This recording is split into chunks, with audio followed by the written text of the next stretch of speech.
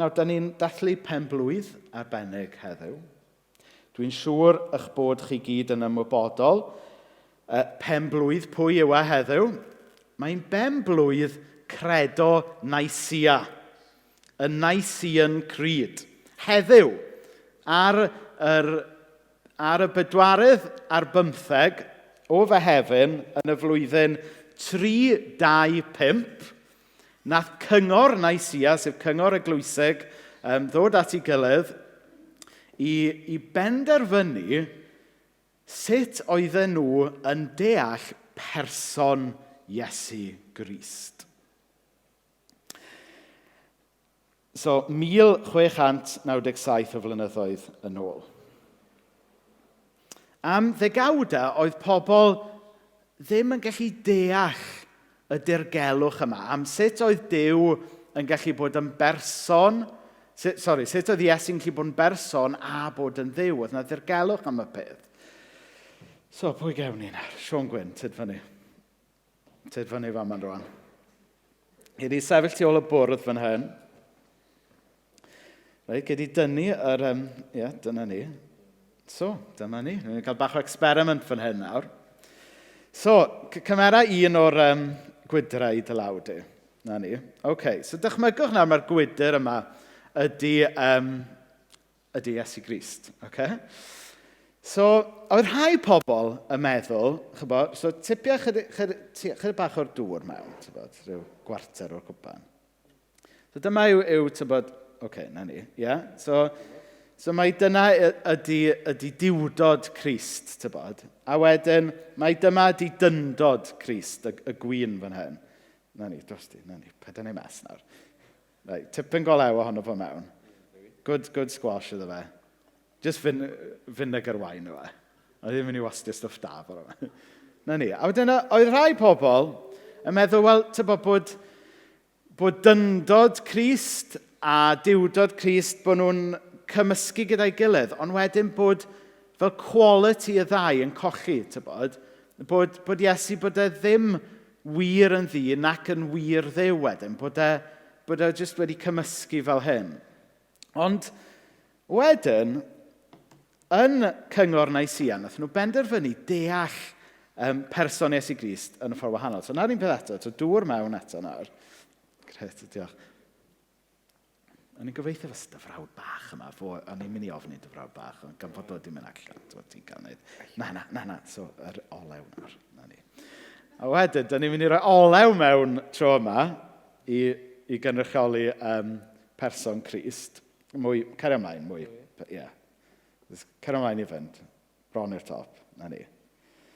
A wedyn, oedd y Cyngor Nicea nhw wedi penderfynu, chybod, bod dirgelwch Cristnogaeth yw bod diwdod Crist a dyndod Crist, bod nhw'n distinct, ond eto'n rhan o'r un person, chi'n gwybod. So chi'n meddwl, be mae'r hys mlaen fan hyn. Diolch, Sion. Clap i Sion. Okay. A wedyn nath nhw ddod fyny efo'r geiriau yma. Credaf yn un arglwydd Iesu Grist, un arglwydd, unig genhedlig fab Duw, wedi ei genhedlu o'r tad cyn bob byd, Duw o Dduw, golau olau, gwir Dduw o wir Dduw, wedi ei genhedlu nid ei wneud, o'r un hanfod ar tad, trwy'r hwn y gwneithwyd pob peth. So pam bod pobl 1600 o flynyddoedd yn ôl wedi mynd i'r ffasiwn ffys yn poeni am hyn? Pam mod i wedi cael Sion Gwyn fyny i wneud yr arbrawf wyddonol yma? Wel, y rheswm pam yw bod o yn bwysig. Mae o yn bwysig i ni ddeall ar un llaw fod Iesu yn llawn Dduw, achos da ni angen Duw i'n hachub ni'n dydan. Ond mae'n bwysig i ni ddeall hefyd fod Iesu yn llawn ddyn. Achos mae hwnna'n golygu fod Duw, oherwydd Iesu, yn Dduw a gallwn ni relatio gyda. Yn Dduw sydd wedi dewis dod mewn i'r byd yma. Yn Dduw y gallwn ni alw yn frawd ac yn ffrind. Yn Dduw sy'n gallu cydymdeimlo gyda ni. Yn Dduw sy'n gallu crio gyda ni. Ganrifoedd wedyn, ar ôl i'r dynion yn Nicea feddwl bod nhw wedi sortio fo i gyd allan, oedd yna wraig ifanc o ganolbarth Cymru wedi esbonio fe mewn ffordd lot gwell. A'i enw hi oedd Ann Griffiths, a sgwennu am yna.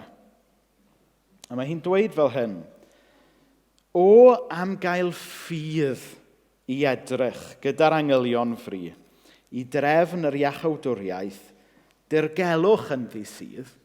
Oes, mae yna dirgelwch yn does, fod y Duw mawr wedi dod fel person. Dwy natur mewn un person. So chi'n gweld e nawr? Fatha dwy natur, yr olew a'r dŵr, ond mewn un person, mewn un gwydr. Yn anwahanol mwy. Mewn purdeb heb gymysgu yn ei perfeithrwydd hwy. Felly, jyst achos fod Iesu'n ddyn, dwi ddim yn golygu bod e'n llai o Dduw, ac achos bod e'n Dduw, dwi ddim yn golygu bod e'n llai o ddyn. Mae Iesu Grist yn berffaith yn ei dduwdod ac yn berffaith yn ei ddyndod. O fenaid gwel addasrwydd y person dwyfol hwn, y God-man. O fenaid gwel addasrwydd. I chi'n gweld pa mor addas ydy Iesu fel Duw i ni. Achos weithiau, da ni angen Duw mawr cryf i frwydro yn brwydrau a'n achub ni'n dydan. Ond weithiau, da ni angen Duw addfwyn, sy'n mynd i fod yn ffrind ac yn frawd i ni. Mae Iesu'n Dduw addas. Dy fywyd mentra arno a bwrw arnodd bwn. Mae'n ddyn i gyd ymdeimlo, a holl wendidau gyd. Mae'n Dduw i gario'r orsedd a'r ddiafol cnawd a byd. Mae bron fel bod Ann Griffiths wedi rhoi credo Nicea mewn i awdl.